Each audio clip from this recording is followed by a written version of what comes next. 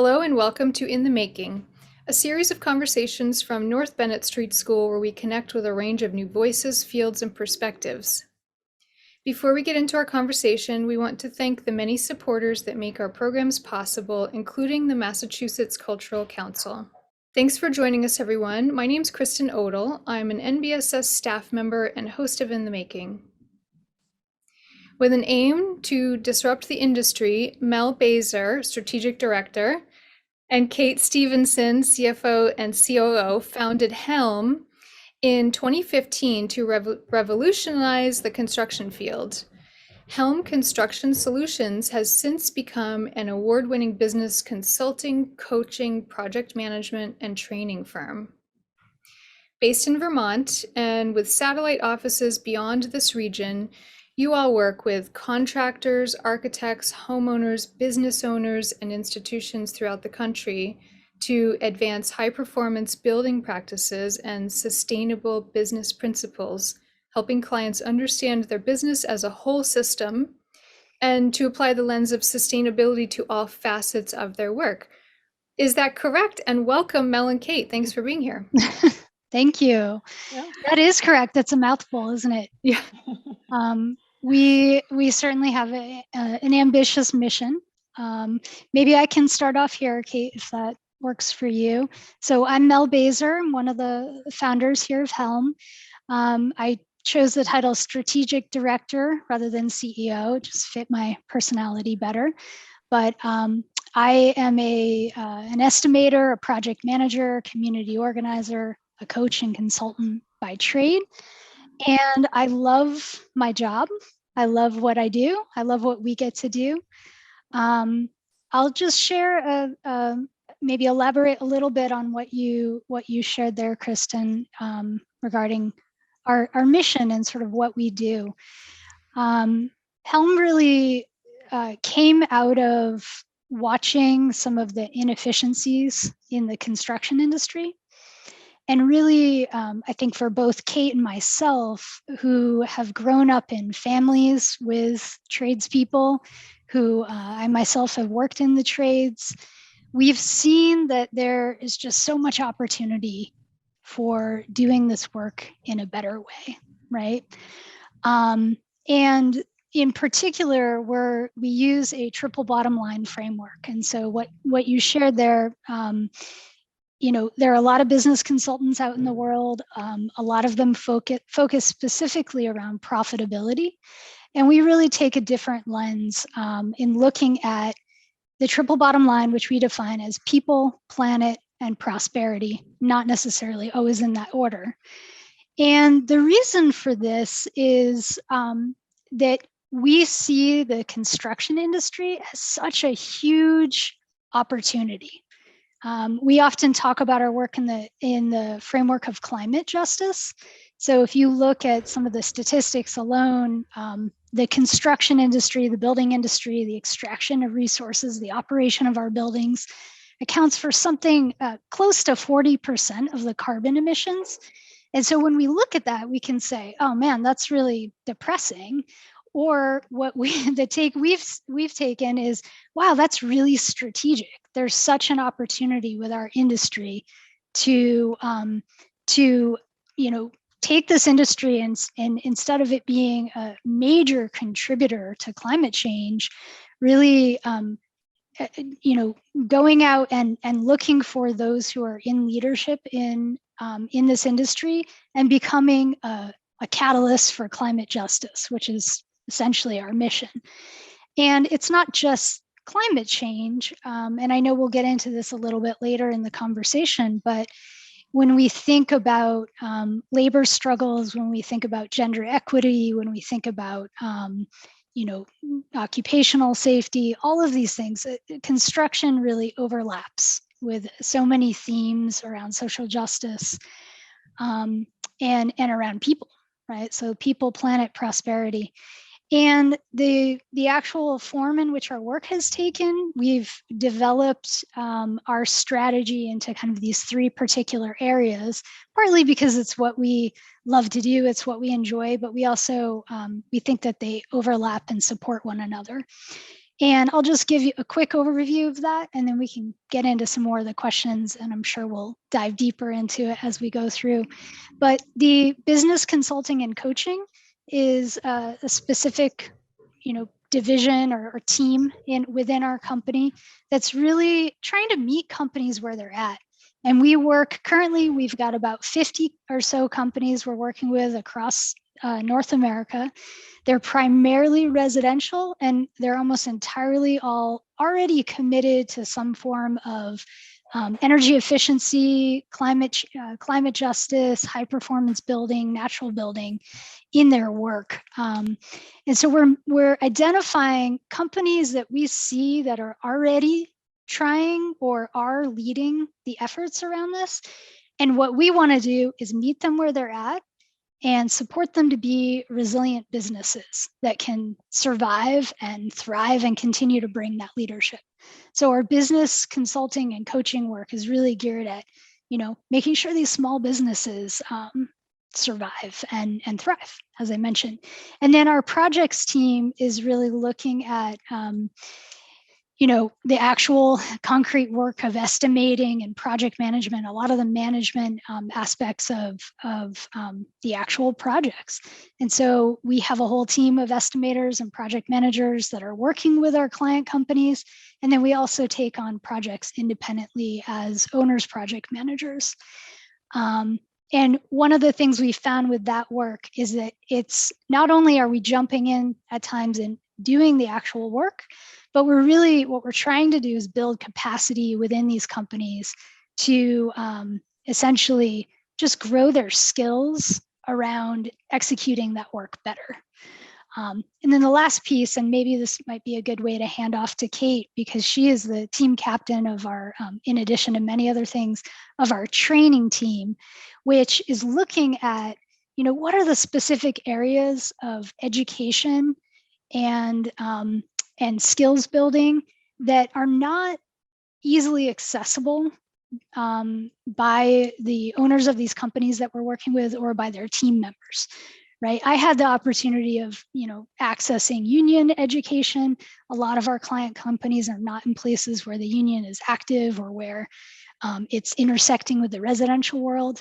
North Bennett Street is a great example of a number of schools throughout the country who are trying to offer additional training.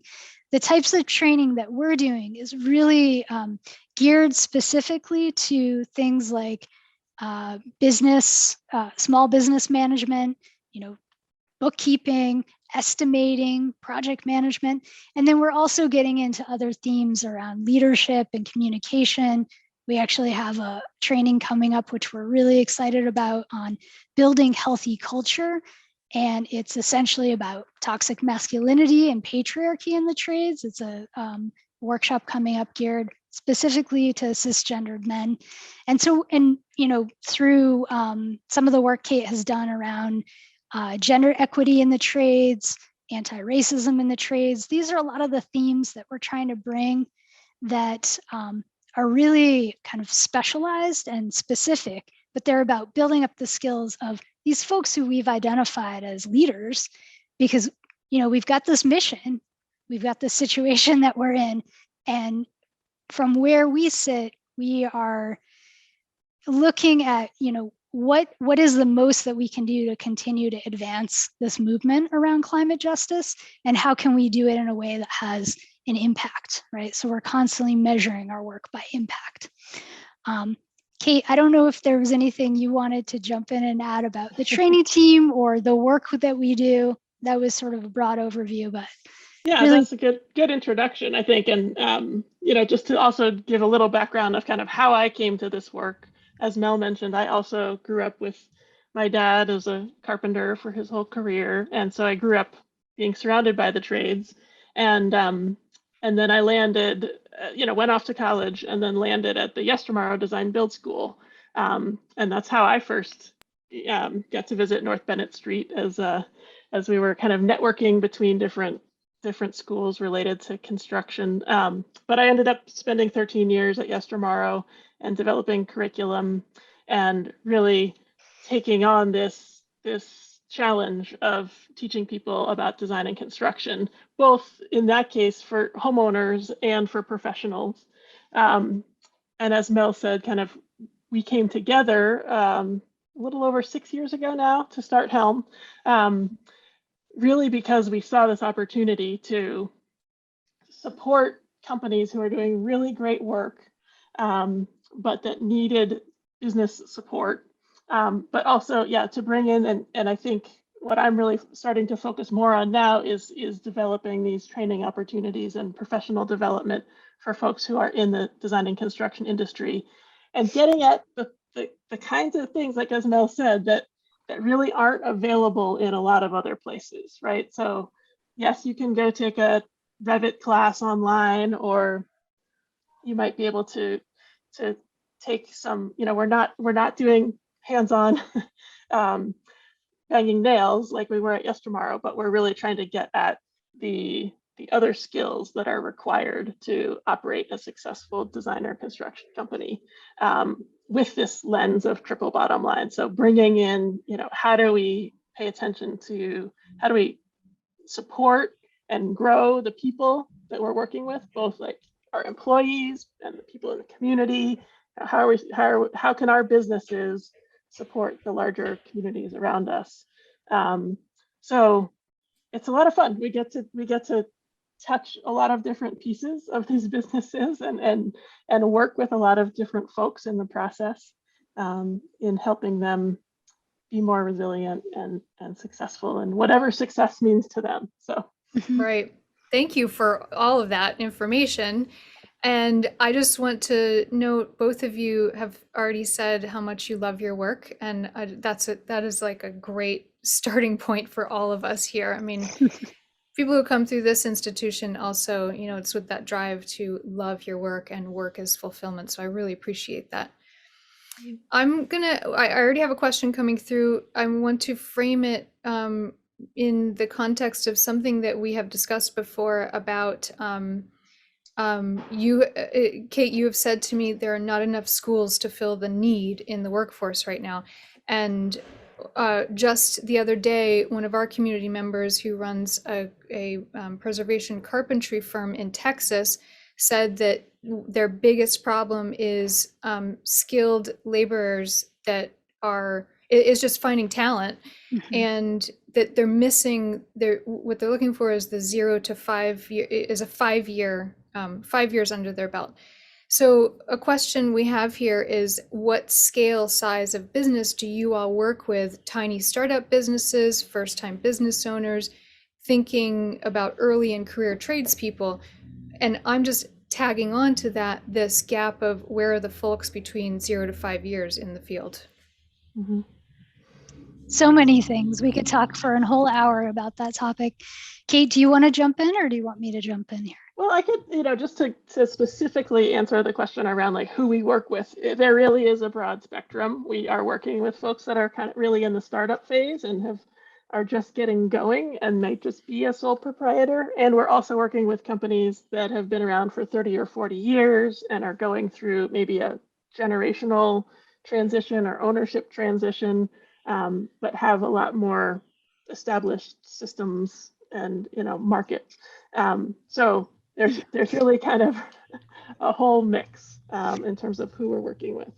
Yeah. And, on the topic of labor crisis, workforce development, the people aspect, there are a number of things to say about that topic. And, one of the things I just want to reflect is what we've seen over the last couple of years. We've obviously been in a pandemic. We've also been in a construction boom. It's a strange moment. One of the things we've noticed about our client companies, and I think the industry in general, is that there has been a more investment in the current team than I've ever seen before. And some of that might be the types of companies we're working with. They're definitely mission aligned. They care deeply about their staff. But some of it is quite pragmatic in that it is harder to replace people. And so in the past, where there may have been, a communication struggle or a leadership struggle with someone, the temptation might have been, well, let's just let them go and hire a new person. Hiring is extremely difficult right now. In fact, it takes up a lot of our time. We do a lot of not just hiring, but marketing, hiring, supporting with onboarding and training. Because I would say that onboarding and training and then retention are the hardest part of hiring. You can hire someone, but it's what you do after you hire them that matters. And so these are a couple different themes. One is, I think that in the past, at least when I was in the trades, construction was much more of you work for a company for a while and then you get laid off and you work for another company. It was kind of not a long-term career path for a lot of people. And I think that that's shifting. I think a lot of the types of companies that we're working with are really trying to say, how can we provide people not just with a good paying job, but a place that they love, a team to be a part of, something that feels supportive. We are really supporting our companies to change the work culture so that people would actually consider. I mean, Kristen, you mentioned at the beginning, that we're both passionate and love what we do. Part of what we try to do is support our clients to be passionate and feel purposeful in what they're doing. I call a lot of our clients accidental business owners because they got into the trades because they love the craft and working with their hands. And 5-10 years later, they turn around and they're running a $1 million company or a multi-million-dollar company. And they're like, wait a minute, I love this for the trades and the craft. And now I don't even put my tool bags on, right? I'm on the phone or I'm doing estimates or whatnot. And so supporting clients to really connect with a new purpose, which might be building a great team and providing great employment and engaging in the community and doing projects that are interesting. The last thing I want to say, speaking, to the questions that were coming in from Sarah, I think, was one of the things that we're really trying to encourage, because, we can't solve the labor crisis. We can't solve the fact that there was a whole generation or two of people who were kind of pushed to go to college and not trade school. And now we're dealing with a real crisis on our hands. I think the average age of a plumber in Vermont is 55, and so it's not just carpentry, it's all the trades. One small strategy that we're trying to embark on is really supporting our client companies to develop apprenticeship programs. Nobody is going to do it for them. The trade schools are already really tapped. They are barely able to do the curriculum that they're doing. I don't know what their success rates. Kate just spoke at the Building Energy Conference about workforce development, maybe has more to share here, but we're looking for all the different strategies we can do to support companies to survive this moment, this labor crisis. And it looks like investing in their people to help them build the skills and develop the leadership that's needed. It looks like supporting our clients to develop actual apprenticeship programs and connect them to resources or funding that might be available. And then it looks like trying to change the whole culture of this industry so we can actually attract more people, and I know we're going to talk about gender equity in a while, but historically we've been overlooking half the population when it comes in this industry, and it is completely unacceptable, and also just not, it has no merit.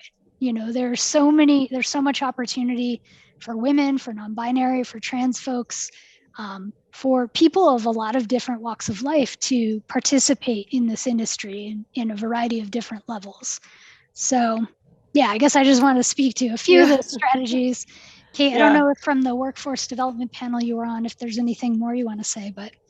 Well, one of the things when I was in Boston, it wasn't my panel, but another one that I went to, and I'm not going to get the big picture numbers right, but basically they were showing some statistics about over the next 10 years, how many people do we need in the construction industry writ large, who are not already working in this industry. It's so many, I millions actually of wrote people. this statistic down before we Okay. jumped on. Well, let's see if yours matches mine. But what they said was Yeah. they looked at what if they looked at vocational and trade schools in particular, and the number of graduates that are on track to come out of those schools, and said that could potentially fill 6% of the need for folks in the industry, which just means, it's to say, I think it's a both and strategy, right? It's like, we need to build up our trade schools, and we need to look at people who are doing career changes and coming from all different walks of life, because we can't expect vocational schools to solve this, labor crisis. Yeah.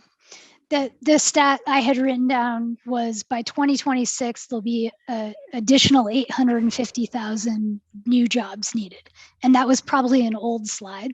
And in this moment, I would say it could be double that for all we know, because we're obviously in a moment here. So.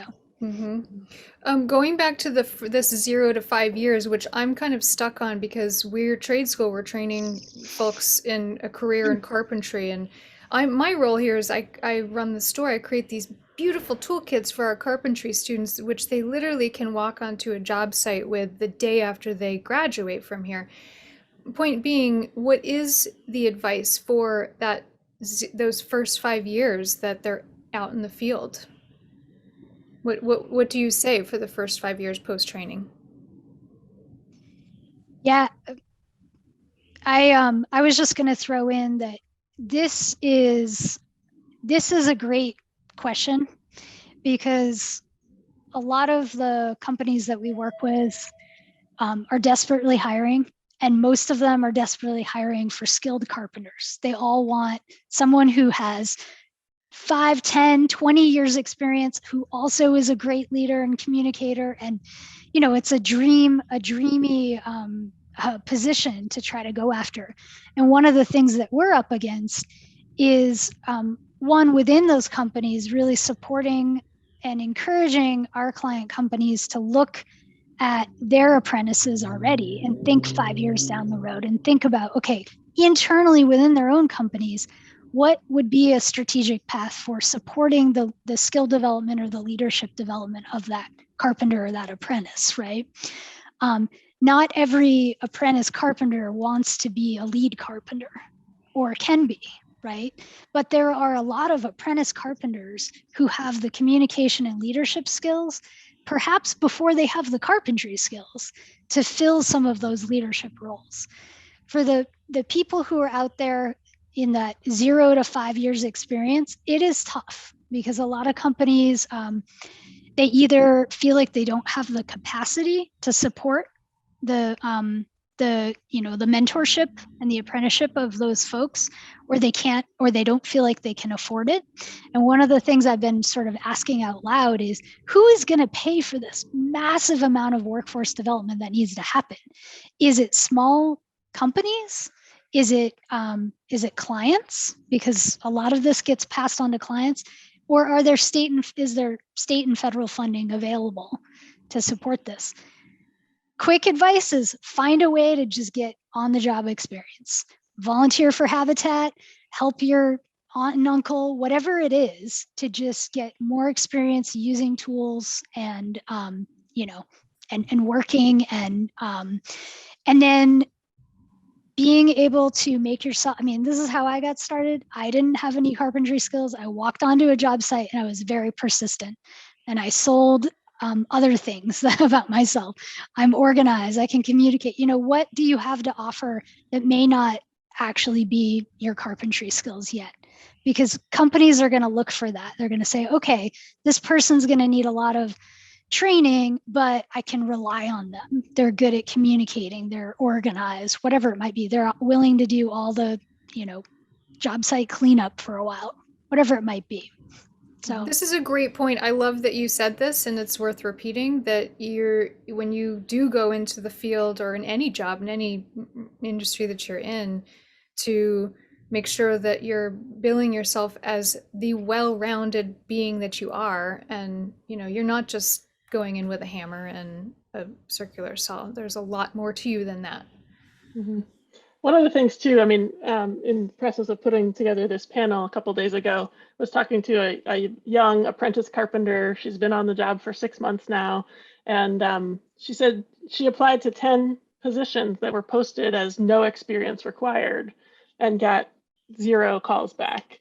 But then a lot of the positions said like 1 year plus, you know, even just for the entry level. And she said it's, yeah, even just like getting that first year of experience.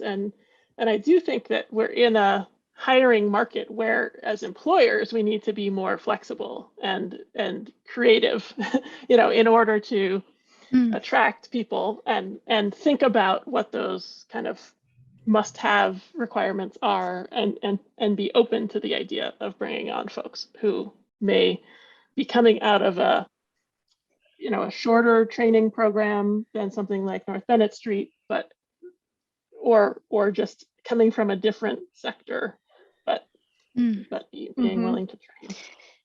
Maybe I can just throw in one creative strategy we've seen a couple of our clients use, which I love and I can't stop talking about, is that we have a lot of skilled tradespeople who are retiring or semi-retired, who either their bodies are not able to continue to perform, or they're just, you know, they're ready to hang up the stress of being a general contractor. And we're trying to think creatively about, are there ways that we can bring mentors in, create mentorships like we create apprenticeships, and connect mentors to apprentices to relieve some of the burden on general contractors and you know, design build firms. And I think it's a really interesting idea. You know, in the past, we used to have, like an apprenticeship, like a more formal apprenticeship program that doesn't exist in most parts, you know, outside of the union. But there are a lot of people out there who just have a lot to offer and a lot of skills to pass along. And there's not a lot of opportunity for them to bring that in an organized way. And so we have a couple companies who are trying that out. They're paid employees. They don't have a lot of leadership responsibility other than showing up, you know, maybe they're part-time and they show up on a day, okay, we're building stairs today, you know, and this person who is semi-retired or retired can walk through and do some of the skill building. So that's an idea that I just love and I want to keep supporting and amplifying as well. It's great. Yeah. Yeah, we put a lot on the lead carpenters or the, you know, the site leads, because they're managing all the subcontractors, they're managing their own crew, they're keeping everything moving and having to, you know, be on the phone all the time. And often it falls to them to also be providing guidance and keeping an apprentice busy and keeping that, you know, and I think a lot of times we're realizing like it's just more than one person can really handle. And so this idea of having highly skilled craftspeople who maybe don't want to be running the whole job, but have many years of experience. And if you can find the right folks who are interested in teaching and mentoring, it can be a really nice fit. Yeah. And this is an area where I think gender and you know, so much plays out, because it's frequently the situation that you know, people who are raised as women or girls do not have the same opportunities to interact with tools, with you know, building. And so we find that this can be a real barrier, particularly for, you know, women and trans folks who want to enter the trades, is that no one's giving them that first chance to just get experience. And so I do think, you know, raise up Habitat again, because I actually, you know, we know quite a few really experienced project managers who have gained those skills through working with Habitat, because it's a place where, you know, you can go and you can volunteer and you can build up, and then you can continue to move up in the organization and learn more skills. But I just want to name that is an actual barrier that we see. And we'll turn that into our next topic, which is gender equity in the field. And I'll mention that we've worked with a few groups. We did one of our first programs was with Girls at Work in New Hampshire, which is one of the only programs in the region that's teaching young girls how to work with power tools, to just, sort of introduce them to power tools, but also just to break down that, whatever systemic fear there might be in place of somebody handling a jigsaw or what have you. So there are a few of those groups out there. One of the things that I asked you way back, Kate, was just the general question that, society is asking us right now is, why do we need to diversify the field? And your answer has stuck with me, and is the only answer is there is a labor shortage, period. So I want that to be our kickoff point of talking about gender equity in the field. Yeah, I mean, I think Mel already mentioned it, which is just, in order to fill this need, we need to invite in everyone we can find.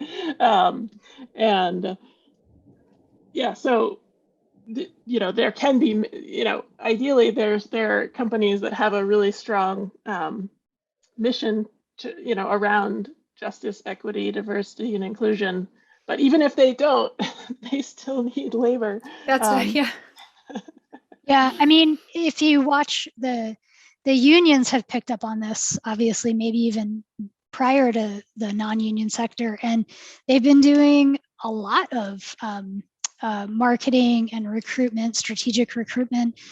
They're actually, I think I don't know all the statistics on it, but I remember in researching for a previous conversation that gender pay equity in the trades via the unions is actually less disparate than in other sectors, in part because of that. I guess I just want to say here too, like, yes, labor shortage. And also going back to what I said at the beginning, how can the construction industry, this industry that on the one hand has been very backwards culturally in certain ways, and then very innovative technologically speaking in other ways, how can we, whether you're working with large scale, commercial firms, or you're working with architectural and design firms, or you're working with the smaller residential sector, how can we look at all of the opportunities for getting this industry to lead around? And I say climate justice because, it's a concept, but also a movement. It's a framework for understanding the intersections of climate change and inequity, right? And we can't, we're constantly separating people from planet, but we're the same thing, actually, which, so, not only is it about attracting more people to the, to construction jobs, but it's also about improving the construction industry as a whole to be a more fulfilling industry, right, for the people who work in it. And we know that diversity, whether that's racial diversity or immigration status or language or gender or whatever it is going to make those industries richer, more reflective of the communities they're in, more able to address the issues that impact people's communities because they're reflecting those communities. So I think it's kind of a both and, like, we need workers, and also we want this industry to be better. And we know that bringing more people in of diverse backgrounds will inevitably do that. And what we've seen too is that by asking companies to do better in terms of, policies around gender discrimination or racial discrimination or whatever it is, it's lifting up the situation for everyone. And I always use the example of just, I'm 5'1", and when I worked in the trades, I was like, I can't lift, 2 sheets of 3/4 plywood by myself up 3 flights of stairs. Like, my wingspan is only this far. And so part of it was, it's not just about accommodating people, but it was actually better for the guys on the job site too, to learn how to use their bodies in a way that isn't damaging them. And so there are a lot of, habits around safety and around how we take care of our bodies in the trades that would benefit all the people just by taking some of these things into consideration. So. Mm-hmm. Can I take this second to share some statistics about women in the trades and LGBTQ in the trades, which is that those numbers are not available. I'm correct in saying that, right? But nationally, 3% of workers in the construction and extraction trades are women as of 2015. Is that correct? Two other numbers that I've found for Massachusetts in particular, in Mass, women make up just over 10% of trade apprentices, and that's one of the highest shares in the country. So that's just interesting to me. And currently there's a growing interest in the trades among young girls who now make up just over 21% of enrollees in Mass high school voc and tech programs. Not to shout out Mass, but these are just interesting numbers for us to know. But nationally, it's still around 3%. Is that what we say? That's the latest statistic that I've seen. I think it, whether if it's gone up a percentage or two, that'd be great to see. But it's probably not significantly different in the last few years. But I mean, I think, and I will also add that as enrollment in these trade programs increases and apprenticeship programs, like that is a really great sign to see. We work a lot with the Vermont Works for Women, which does trades training here in the state of Vermont. But one of the other statistics that we've seen is not that many women who complete these training programs actually continue on to careers in the trades. There's a lot of attrition between, graduating from a program and then actually, 3 years later, are they still working in construction? And we can speculate about a lot of the reasons for that. But I mean, I think when we talk about the need to change culture within these companies to make them welcoming and inclusive work environments, that a lot of women who maybe even have an interest in this work get into it and then decide that they can't continue because it's so toxic. Right. And we have a link to share of your toolkit that you created that I think is just brilliantly laid out. Our tech will throw that into the link. It's the toolkit on gender equity in the field. It's wonderful. But I just want to go back to what you're just saying. It would be interesting to know if what the numbers would be over the past 2 years if the general, women in the workforce who have had to stop going to work and stay home for childcare over the past 2 years due to the pandemic. I mean, how much of that is reflected in this drop off of post trade school education and then not going into the field? Mm-hmm. I mean, I know that was a trend even pre-pandemic, so it may have been exacerbated by the last 2 years, but it's still been a real challenge to, and it's true in other fields too. Like I was also talking with someone this week who does weatherization training, weatherization work. It's really hard on your body. It's climbing around in attics and getting cellulose all over your face or fiberglass. Or all kinds of stuff, mouse poop. Yeah. And he was saying, we're lucky if we get 1 in 30 or 1 in 40 people that come through our training programs to actually stick it out and work in the field. So that, certainly, you think of the sort of the funnel, we need to get as many people in training as possible, but realize that not all of them end up actually employed in the industry.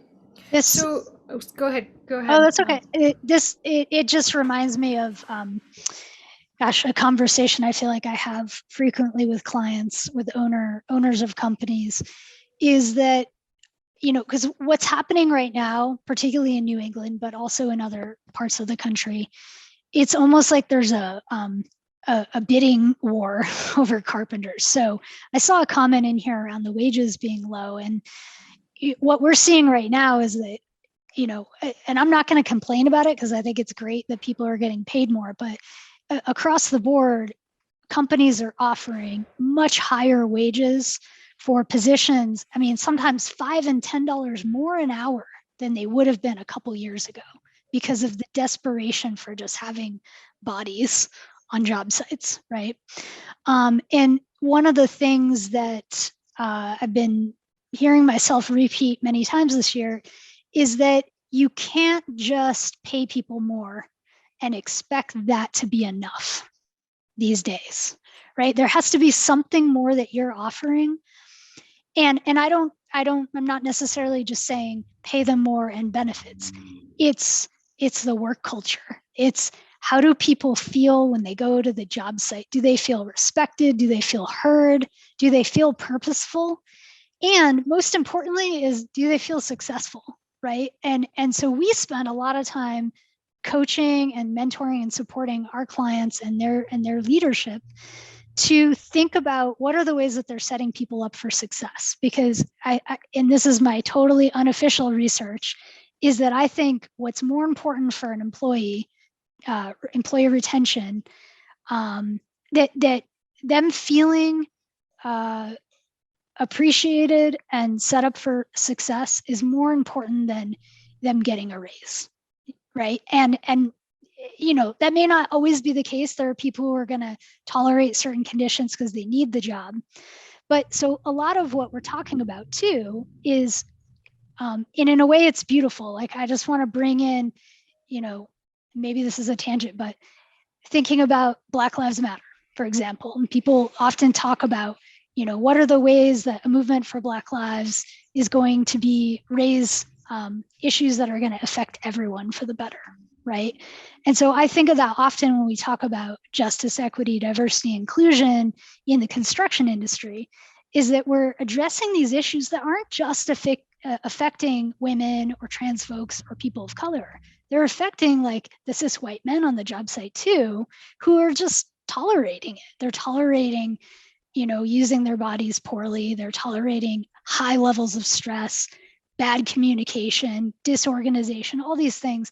And so I'm just like, this is such an opportunity to, a win-win moment to reach a much wider audience of folks, improve the industry overall, and for everybody in it.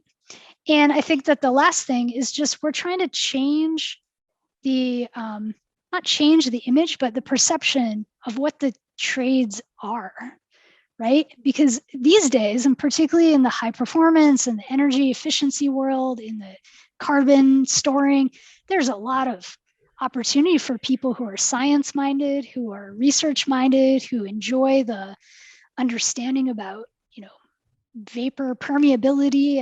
And then there's a whole other realm of people we need in this industry who are project managers and estimators and office managers. I mean, there's a whole administrative and leadership staff that this industry needs. And so I guess my point being that there's a lot of room for a lot of different types of people in the trades, where in the past there may have been a perception that this is what you do when you don't get into college, or this is what you do while you're trying to figure out what you're going to do next. Mm-hmm. Like, this is a really fulfilling career, and wages have gone up significantly over the last 2 years, and I don't think they're going to go down anytime soon. So I just want to reflect on something you said. There was just, it may have been like a clickbait article, but it was part of the Great Resignation.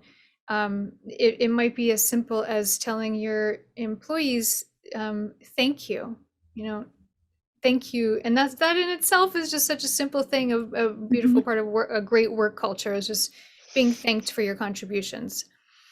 I also want to mention, I want to go back to something that Kate and I spoke about, is we're talking about strength of purpose and, feeling like you're part of something, and how we're trying to change the industry for a person to feel like they're part of something and have it be rewarding and fulfilling, both economically and emotionally, spiritually, however you want to put it. And how much do you feel pulling in climate justice into new business models in the construction industry play in that? You know, it kind of sells itself in a way as far as giving person moving into the trades a sense of purpose, and like you're part of this whole system by, you know, coming into this field and working with a company focused on climate justice. I think about that as an incentive for folks to join. Right. When we think about how are we going to attract new folks into our industry? I mean, and especially kind of younger generation, I think that has the potential to be one of the things that we can that motivates people, and to be able to offer them a keep on trying to think of another word for concrete. I was trying to eliminate concrete, so carbon, but a more tangible way for them to feel like they're working in a way that helps fight climate change. And the construction industry, you know, despite all of its drawbacks and challenges, like, can be that work, and it can be something that motivates people to join the trades. Certainly not every company out there is doing that kind of work, but I do think, especially younger generation, that is a way to attract new folks. Yeah, I was just going to say, we've been, particularly with some of our more mature companies that are kind of, they've got the systems in place, they're pretty stable. We've been doing a lot more work around visioning and around company mission statements, company values. It's been really interesting, an interesting way to, even in a company, because we do work with worker co-ops as well, but even in a company where there's a sole proprietor, it's a way to engage the whole team in a conversation about, yeah, we build houses, but what else are we? What are we for? How do we want to interact with our community? How do we want to help build this workforce? What kind of service do we want to provide our clients? How do we want to interact with our trade partners? There's so many different ways to expand beyond just, and, you know, the building is important too. The craft, the, you know, the science behind it, the efficiency behind it. But, you know, there are a lot of ways to really connect people to feeling a part of something. And I think that's what, you know, Kate is getting at. And again, it's part of why we, because the need is so great for the type of work that we do, we've drawn a line for ourselves around who do we want to start with, you know, and if our measurement for success is impact, then we're really looking at who else out there is trying to do something more than just build buildings, right? And they're trying to either use their business to make an impact in their community, and to build and to think about themes like gentrification and affordable housing and sustainable development, or they're thinking about the broader picture around climate change, you know. And I think it's important to always say in these conversations that building a multi-million-dollar passive house for a second or third homeowner is probably not going to be the most effective way to fight climate change. But I often think of the residential market as a case, you know, a test laboratory for things that can be brought even further. So if we're looking at the question around carbon, a lot of these smaller residential builders and architecture firms that are leading the way are visionaries, they're ambitious, they're innovative, and they're trying to think about, you know, how do we replace concrete? How do we replace subslab foam? You know, we work with a company in Vermont that Glavel that's producing foam glass gravel that's insulating, that takes the place of the gravel in the subslab insulation. So how can the residential market be a laboratory for a lot of these things that we can then, you know, I think the commercial world often borrows from things that started there. They're more willing to take risks.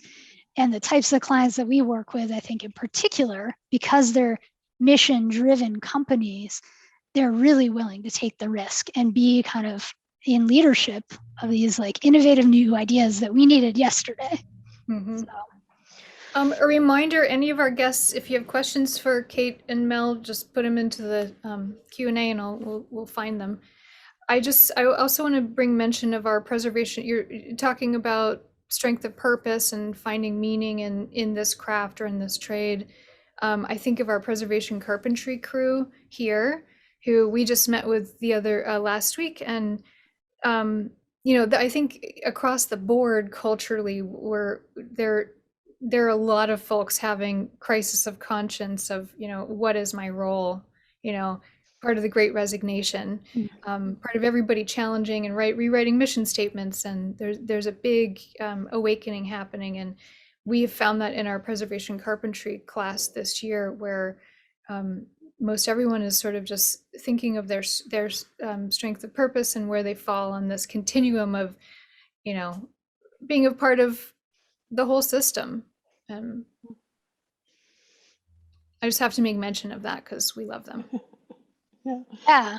And we love existing buildings and old buildings. And I think particularly in Vermont, where we both are based, in New England, there are countless older and existing homes that need energy retrofits, that need weatherization work, that maybe have historic preservation aspects to it. It's a really specific skill set that we also desperately need, because it affects not just climate around operational expenses, but people's like the indoor air quality, right, and people's health and well-being, people's comfort. And so when it comes to like thinking about how can students in a preservation carpentry or in a weatherization program think about purpose, it's like, man, I can't think of much that's more purposeful than improving our old buildings and making them more habitable and more comfortable and safer and more energy efficient than that. I had a question about something that I read in one of your blog posts, and we don't have to go too deep in because we're coming up to the hour, but your thoughts on wage transparency equaling wage equity. We didn't really get to go into wage equity, but talk to me about wage transparency equaling wage equity. Well, I think like one of the things that we work on a lot with our clients, and this maybe is getting to your question, but is transparency. There are various levels of transparency, right? There's like open book management, where we're going to share all the financials of our company and everyone knows how much everyone's getting paid. A lot of companies are not necessarily ready to go straight there. But one thing we have been working with a lot is, and it goes back to this idea of kind of understanding the different roles within a business, trying to lay out a career pathway. So we'll create a matrix that kind of says, okay, apprentice carpenter, the wage range is going to be from X to Y, and these are the skills that are required. And then to move up and become a carpenter, which has this wage range, then you need to be able to have these additional skills or these additional tools in some cases. And then what does it look like to be a lead? What do you need to be a project manager? And so the first level of wage transparency in my mind is kind of understanding having a range for each position. And then when you're also going and posting your jobs, I work with folks to do a lot of hiring support. We're pretty adamant that you need to post the wage range in any job post. And that comes back to an equity issue, which is just, that I always struggle with how to say it, so feel free to jump in here, Mel. But there are certain people who are not going to advocate for themselves in the same way. They're not going to necessarily ask for the same thing. There's also issues where people will say, well, what do you need to make? And of course, and if they've been underpaid, and if they look at previous their previous salary history, often women are disadvantaged in that way. So all reasons to try and there's a lot of gray area and opportunity for folks to be taken advantage of or what have you, but also just posting something outright gives going back to the 0 to 5 year post post-education student going into the trades, they at least have, you know, a viewpoint. They can see what their future is going to look like. That's part of it as well. Yeah, and maybe just to one, I want to acknowledge one of our clients, Big Meister, who really put a lot of effort into creating this very developed wage matrix tool. And you know, full disclosure, Big Meister's former owner is one of our consultants now in his retirement. But you know, what I love about that, I mean, because the way in which we're working with folks, we're not just working directly with the owner, but we're also looking at all the individual members. We're identifying either challenges with certain team members or opportunities. And we're saying, okay, you've got an apprentice here and they're in this, but they're super motivated and they're really excited about this work. And let's create a leadership plan or a skills development plan to support them to begin to take on more. So a lot of what we're doing either in our training arm or in our consulting and coaching through mentorships, through supporting, is helping people feel engaged in a company and feel like they have a future in it and that they can continue to be challenged and they can continue to grow, and that the company is actually going to invest in them to do that work.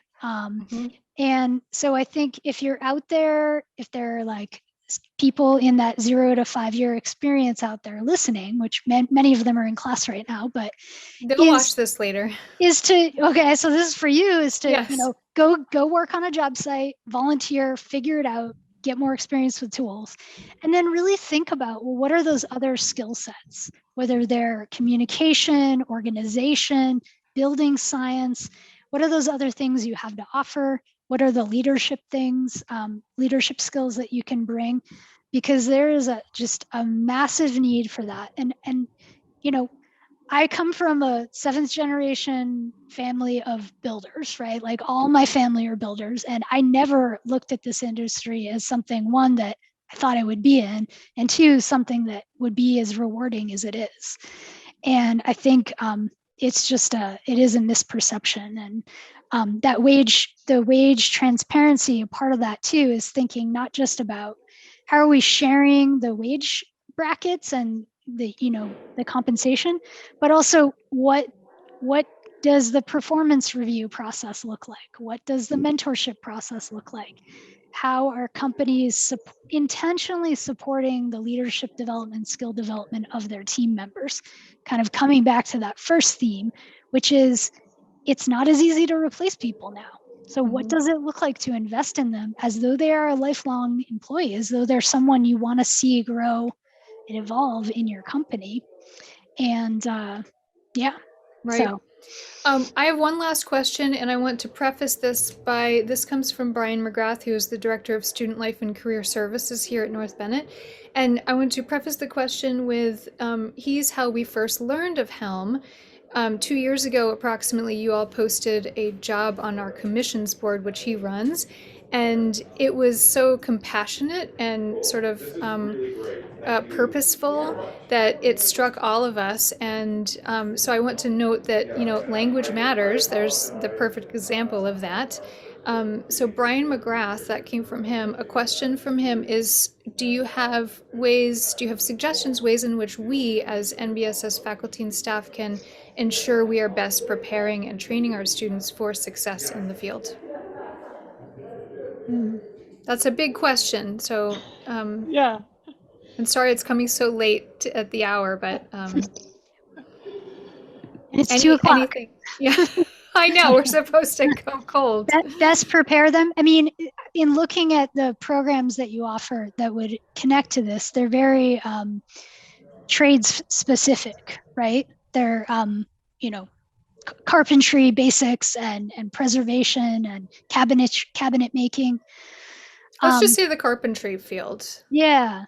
Yeah. I think that getting people to think holistically about their work, and maybe setting some intentions about what are the types of companies that they want to work with. There are a lot of companies out there, and some of them are going to support you as a person more than others. And so I think some of it is thinking about, if you love the trades, thinking about what are the other characteristics of a workplace that you might desire, that might support you and nurture you in the development of that.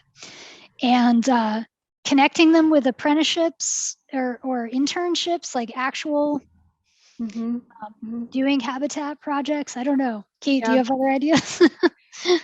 Or and we're out of time. I know we're out of time. There's one more question. I don't know if you can answer it. It's for career changers who are older and don't have the stamina for physical work.